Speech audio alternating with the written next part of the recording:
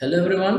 So today we are going to discuss a very important as well as very what we can say necessary topic basically for 12 CBSE board exam as well as for entrance also. Okay. So let me start the concept.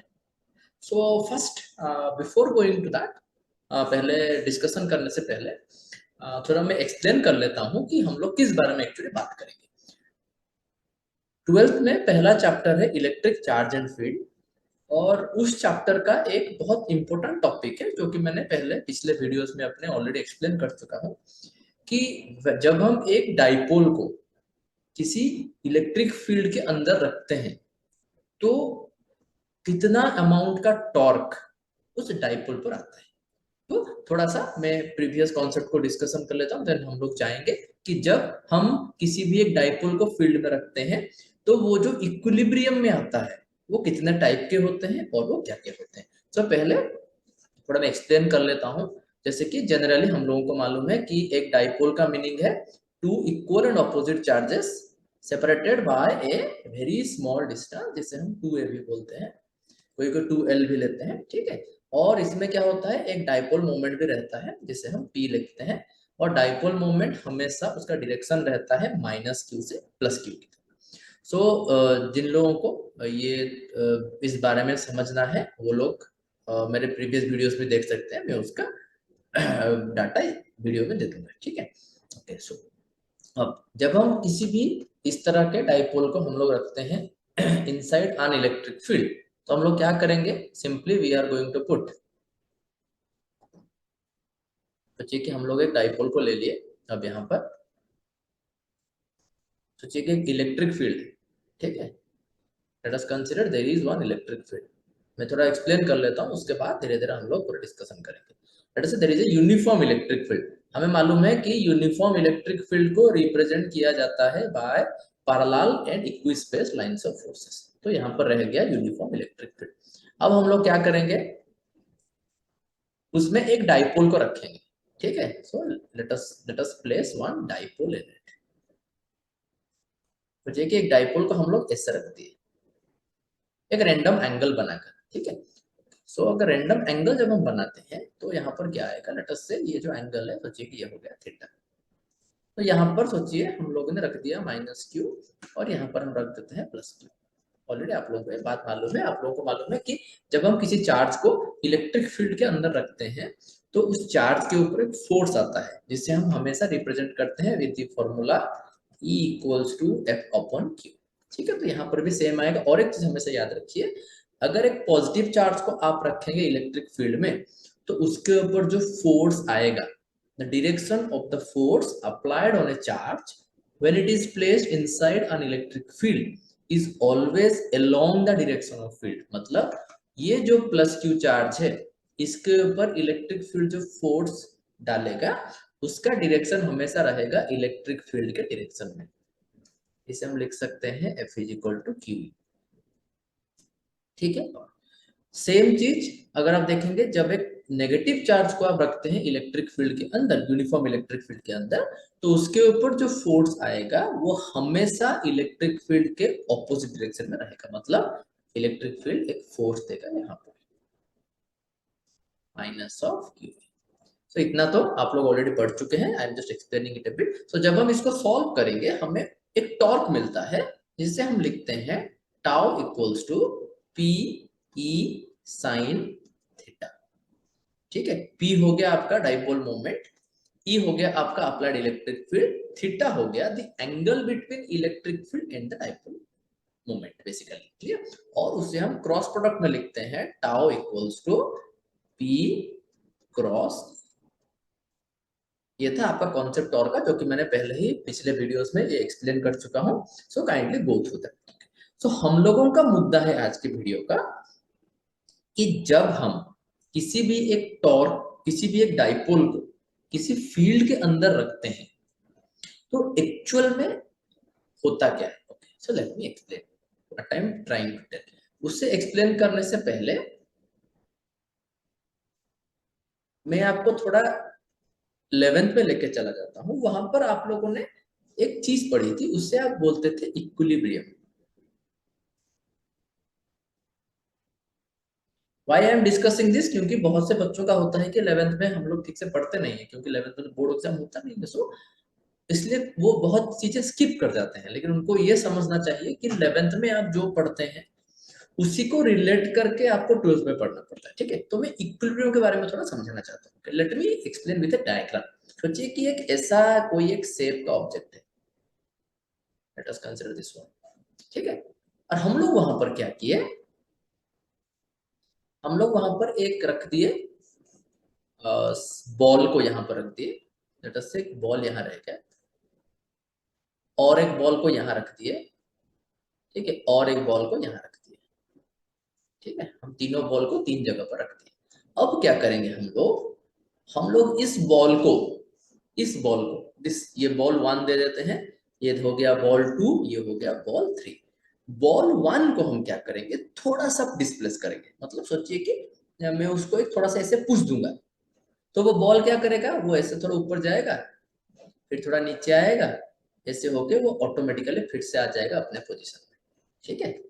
हाँ कि ना, सो आ जाएगा अपने position में। सो जब कभी हम किसी बॉल को डिस्प्लेस कर रहे हैं और वो बॉल कुछ टाइम बाद अपने पोजीशन में फिर से आ जा रहा है, उससे हम बोलते हैं स्टेबल इक्विलिब्रियम। मतलब कोई भी एक चीज को डिस्प्लेस करने के बाद बाय अप्लाइंग फोर्स, अगर वो फिर से अपने प्रीवियस एक्चुअल पोजीशन में रिटर्न आ जाए, तो उसे हम बोलते हैं स्टेबल इक्विलिब्रियम। सब क्लियर हो रहा है? अब देखिए दूसरे बॉल को, अब मैं क्या करूंगा, इसको थोड़ा सा यहां से पुश कर दूंगा, तो क्या होगा, फिर वो रोल करना शुरू करेगा, रोल करके वो नीचे आ जाएगा, हाँ कि ना। तो यहाँ पर क्या हुआ, वो बॉल नीचे आने के बाद वो बॉल अब फिर से ऊपर नहीं जा पाएगा। मतलब बॉल एक बार अगर लुढ़क गया तो वो कंप्लीटली उसका पोजीशन चेंज हो गया और वो अपने प्रीवियस पोजीशन में नहीं जा पाएगा कभी भी। उससे हम बोलते हैं अनस्टेबल इक्विलिब्रियम। समझ में आ रहा है सबको? नाउ आ जाइए थर्ड बॉल की तरफ। सोचिए कि इसको मैं थोड़ा सा पुश दिया, तो वो कहाँ आ जाएगा, यहाँ आ गया।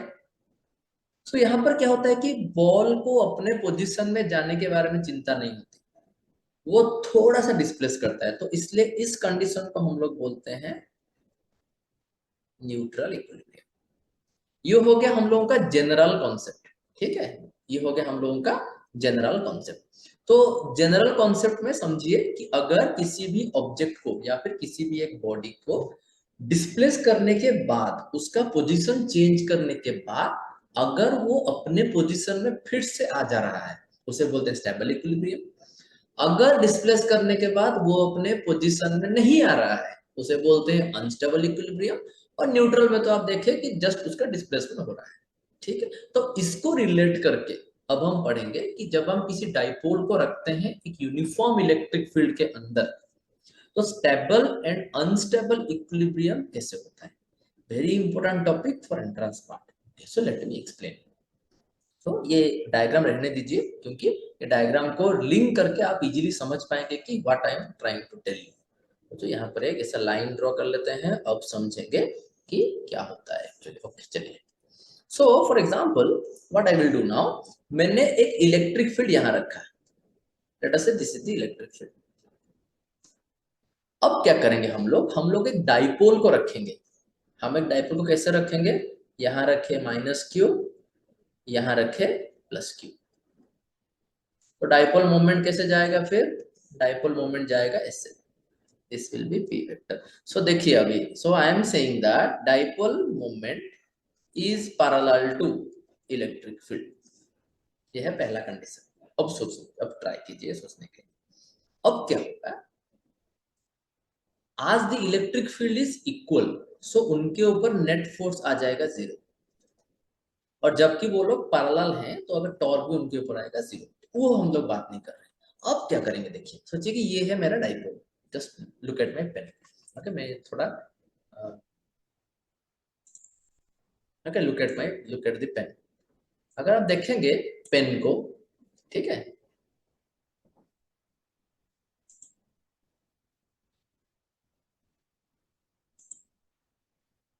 अब देखिए, अगर आप थोड़ा पेन को देखेंगे यहाँ पर, सोचिए कि ये वाला है आपका पॉजिटिव चार्ज और ये एंड पॉइंट है आपका नेगेटिव चार्ज, ठीक है। सो हम क्या कर रहे हैं, हम एक इलेक्ट्रिक फील्ड रख रहे हैं ऐसे, मार्क कीजिए इलेक्ट्रिक फील्ड अगर यहाँ पर है तो ये इलेक्ट्रिक फील्ड का डायरेक्शन है मेरे राइट में, ठीक है, and this is the dipole. So electric field के डायरेक्शन की तरफ मेरा पॉजिटिव चार्ज है। तो हम क्या बोल रहे हैं कि हम इसको थोड़ा सा शिफ्ट कर देंगे। मैं आपको डायग्राम में दिखाऊंगा, फिर से थोड़ा सा शिफ्ट कर दिए तो ये आपका पॉजिटिव है, ये आपका नेगेटिव है। पहले से हमें मालूम है कि पॉजिटिव के ऊपर एक फोर्स आएगा इस तरफ इलेक्ट्रिक फील्ड की तरफ, नेगेटिव पर एक फोर्स आएगा इलेक्ट्रिक फील्ड के ऑपोजिट में। तो वो क्या होगा, द मोमेंट आप इसको डिस्प्लेस करेंगे ड्यू टू टॉर्क में फिर से अपने पोजीशन में आ जाएगा। This is what called stable equilibrium, जैसे कि मैंने आपको डायग्राम में दिखाया था। अगर मैं आपको डायग्राम में फिर से दिखाऊं, ठीक है, डायग्राम फिर दिखाओ, देखिए क्या हुआ। अगर यहाँ पर मैं डाइपोल मोमेंट और इलेक्ट्रिक फील्ड को पैरेलल रखूं और इसको थोड़ा सा शिफ्ट कर दूं, अगर मैं इसका डायग्राम थोड़ा कर लूं, थोड़ा एक बार क्लियरली देख लीजिए, this is the electric field. अब मैं क्या कर रहा हूं, डाइपोल को मैं ऐसे रख रहा हूं, दिस वन, थोड़ा सा शिफ्ट कर दिया, ये हो गया प्लस क्यू, ये हो गया आपका माइनस क्यू। तो वो क्या होगा, यहाँ पर जो फोर्स आएगा और यहाँ पर जो फोर्स आएंगे दे विल जनरेटेड टॉर्क, और वो फटाक से ऐसा था ऐसे आ जाएगा। That means it is the condition like this, थोड़ा सा डिस्प्लेस किए बट वो फिर से अपने जगह में फटाफट आ जा रहा है। This is the concept of stable equilibrium. Hope so कि आप लोगों को समझ में आ रहा है what I am trying to stay. So when you are displacing a dipole inside a uniform electric field, then it will always comes back to its actual position. This is called stable equilibrium in case of uniform electric field. अब क्या करेंगे, अब हम लेंगे unstable equilibrium का example. तो समझने को ट्राई कीजिए। सेम इलेक्ट्रिक फील्ड का डायरेक्शन तो सेम रहा, अब क्या आप चेंज कर देंगे, you keep the plus Q here and minus Q here. मतलब डाइपोल कहां से कहां जा रहा है, यहां से जा रहा है dipole moment. That means now dipole moment is anti parallel to E vector. Theta यहां पर हो गया 180 डिग्री। अब क्या होगा देखिए, तो पहले मैंने ऐसे रखा था, ये था पॉजिटिव, ये था नेगेटिव, अब वो ऐसे है। तो सिंपल सा अगर मैं डायग्राम करूं फिर से, यहां पर अगर डायग्राम करके आपको समझाऊं, देखिए if I will do the diagram, तो यहाँ पर क्या हो रहा है, सिंपल सा बात है। अब आप रख रहे हैं, सोचिए कि मैं उसको थोड़ा सा हम लोग टिल्ट कर देंगे उसको, मतलब अब क्या होगा, जब हम उसको टिल्ट करेंगे, माइनस क्यू चला गया थोड़ा सा ऊपर, प्लस क्यू आ गया नीचे। अगर हम इसको अगर टिल्ट कर रहे हैं, कहां पर, इस तरफ टिल्ट कर रहे हैं, ठीक है, इस तरह से। This is the diagram. अब क्या होगा देखिए, फिर माइनस क्यू जो है हमें मालूम है कि उसके ऊपर जो फोर्स आएगा वो हमेशा आएगा इस डायरेक्शन में, प्लस क्यू में जो फोर्स आएगा वो हमेशा आएगा इस डायरेक्शन में। तो देखिए वो कहाँ आ जाएंगे, वो और इस तरह के पोजीशन में नहीं रहेंगे, वो लोग फिर से आ जाएंगे to this position. It is the case of this, मतलब डाइपोल अपने एक्चुअल पोजीशन में कभी रिटर्न नहीं करेंगे, वो हमेशा जाएंगे to this position. This is called unstable equilibrium. This is what the difference between stable and unstable. Stable में आपको इलेक्ट्रिक फील्ड के साथ डाइपोल मोमेंट को पैरेलल रखना पड़ता है, अनस्टेबल में आपको रखना पड़ता है एंटी पैरेलल। स्टेबल में क्या होगा, आप अगर पॉजिटिव को थोड़ा सा डिस्प्लेस करेंगे वो फिर से अपने पोजीशन में आ जाएगा। अनस्टेबल में क्या होगा, आप अगर थोड़ा सा डिस्प्लेस किए तो वो जैसे डाइपोल का रहना चाहिए एक्चुअली उस पोजीशन में चला जाएगा। सो दिस, हमेशा इस डायग्राम को इसके साथ रिलेट कीजिए, सो आपको इजी होगा। और एक कंडीशन यहाँ पर आता है कि मैक्सिमम टॉर्क हमें कैसे मिले। सिंपल सा बात है, अगर ये आपका इलेक्ट्रिक फील्ड है, अगर आप डाइपोल को ऐसे रखते हैं जैसे कि वो लोग 90 डिग्री फॉर्म करें विद इलेक्ट्रिक फील्ड, तो हम लोग ये सिंपल सा पुट करेंगे formula, PE sine theta, theta हो गया 90, सो हमें मिल गया PE. So this is the maximum torque. Okay, so hope so कि आप लोगों को समझ में आया होगा। कोई भी क्वेरी हो, कोई भी डाउट हो, you can contact us Okay, we are giving the number below. So for some other informative videos and concept-wise videos, stay tuned. Thank you.